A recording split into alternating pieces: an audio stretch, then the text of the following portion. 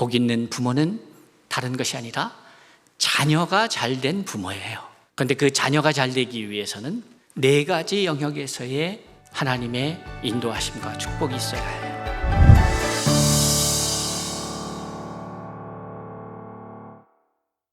사랑하는 성도 여러분, 저는 오늘 이 말씀을 함께 나누고 있는 저와 여러분이 복 있는 부모가 되기를 축복합니다.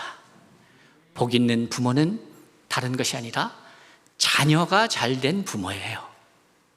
그런데 그 자녀가 잘 되기 위해서는 오늘 읽어드린 말씀을 기억합시다. 4가지 영역에서의 하나님의 인도하심과 축복이 있어야 해요. 첫째로 장수하여 평강을 이루는, 오래 사는데 아무 문제가 없는 평화로운, 그리고 자기의 존재 목적을 늘 확인해가면서 이루어가면서 생명력 있게 살아가는 것.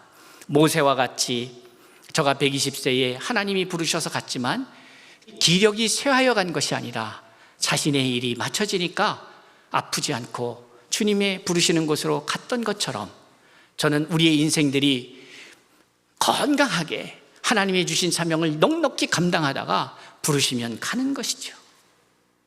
그것이 축복이죠.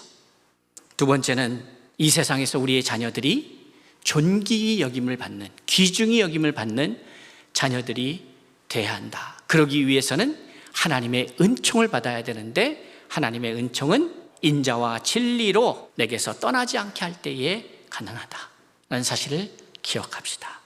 세 번째로 하나님께서 우리 자녀들의 미래를 이끌어 가시고 인도하셔야 되는데 그러기 위해서는 우리가 우리 자신을 의지하지 말아야 된다는 겁니다. 나 자신을 의지하는 것이 아니라 하나님의 인도하심을 믿고 나아갈 수 있기를 바랍니다. 네 번째, 여러분의 창고에 가득히 쌓이고 새로운 포도즙이 계속 넘쳐난다 그러잖아요. 그럼 매해 풍년일 거 아니에요. 그러면 뭘 해야 돼요? 계속 창고를 계속 확장해야 되죠. 그렇게 하지 마십시오.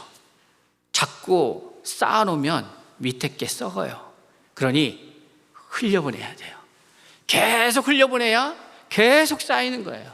만약에 안 그러면 어떻게 하냐면 계속 창고를 세워야 돼요. 창고를 세우는 인생 되지 마십시오. 또 다른 창고를 짓는 인생 되지 마십시오. 예수님께서 비유의 말씀을 드시면서 하죠.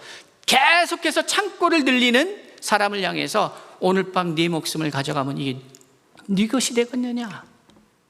우리 고대임교회 서울중심교회 성도들은 창고를 짓는 인생이 아니라 창고를 짓고 이 창고에 끊이지 않게 새로운 것들이 쌓이는 은혜가 하늘로부터 내리는 것을 경험하는 성도들이 될 수 있기를 바랍니다.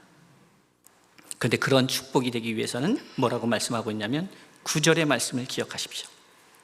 사실 여러분이 대단히 앞에 거보다도 더 관심을 가질 수 있는 부분입니다. 자본주의 사회에서 이 자본의 문제, 재정의 문제, 경제의 문제를 해결하지 않으면 어렵다고 생각하기 때문에 9절에 내 재물과 내 소산물의 처음 익은 열매로 여호와를 공경하라. 그래야 그 뒤에 축복이 임한다는 거예요. 여러분, 이것은 삶의 지혜입니다. 영적인 의미도 있지만 실질적으로 그렇습니다. 실질적으로 여러분이 재물과 소산물의 처음 익은 열매로 여호와를 공경할 때에, 거짓 없이 행할 때에, 여호와를 인정할 때에 어떤 일이 벌어지느냐? 여러분의 창고가 가득히 차는 것으로 끝나는 것이 아니라 날마다 새롭게 채워지는 역사가 일어나게 된다는 사실을 기억할 수 있기를 바랍니다. 복 있는 부모가 됩시다. 저는 우리 서울중심교회, 코디엠교회 성도들, 특히 부모들이 복 있는 부모가 되기를 축복합니다. 복 있는 부모의 축복은 복 있는 자녀를 소유한, 복 있는 자녀를 둔 부모가 복 있는 부모가 됩니다.